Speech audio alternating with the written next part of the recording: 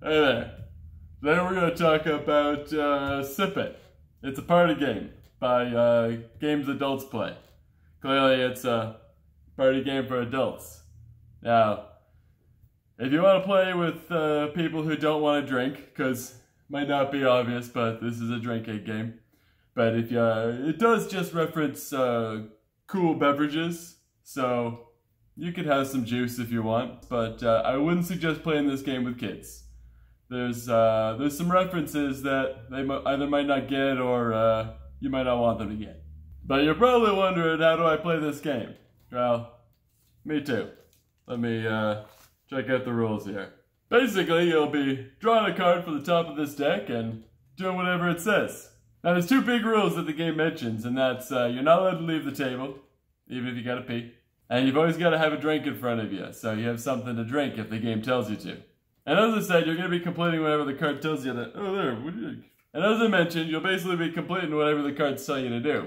And they've got a little bit of a point marker down here on the bottom. That's the points you get if you can do it. If you can't do it or you don't want to do it, you instead don't get those points. But if that's the case, you have to take that many sips from your drink.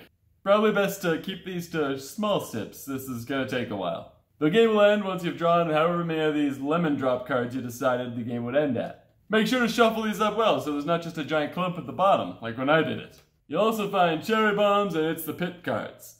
Cherry bombs are little effects you can use once per game to kind of spice things up, maybe make things a little easier for you. The it's the pits, on the other hand, are usually negative effects that you gotta do something special to get rid of. Now, I think this game's a lot of fun.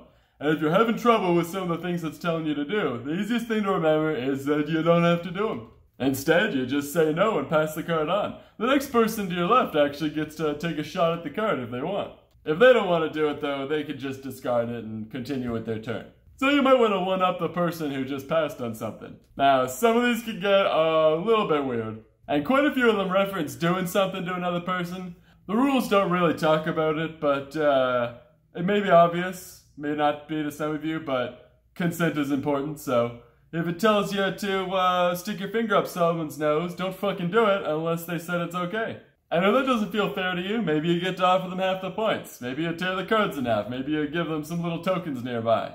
Either way, don't go removing articles of people's clothing without asking them first. Especially if drinking's involved. My favorite part about this is definitely just not knowing exactly what to expect. There's a lot of strange things in here. And every once in a while something will come up and you won't expect someone to do it, but instead they do it instantly without question.